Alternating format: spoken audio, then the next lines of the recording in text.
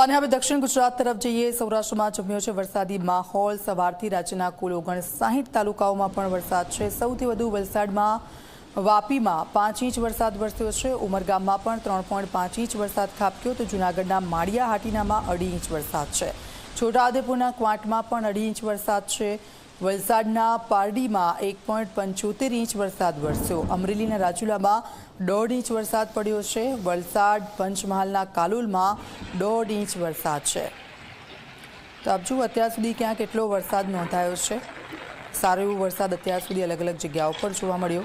ખાસ કરીને સૌરાષ્ટ્ર અને દક્ષિણ ગુજરાતમાં વરસાદની જે ચોમાસું જામ્યું છે ત્યાં આંકડાઓ જે સામે આવ્યા છે। વલસાડના પારડીમાં 1.75 ઇંચ વરસાદ અત્યાર સુધી નોંધાયો છે। અમરેલીના રાજુલામાં 1.5 ઇંચ વરસાદ વરસ્યો તો વલસાડ પંચમહાલના કાલોલમાં 1.5 ઇંચ વરસાદ।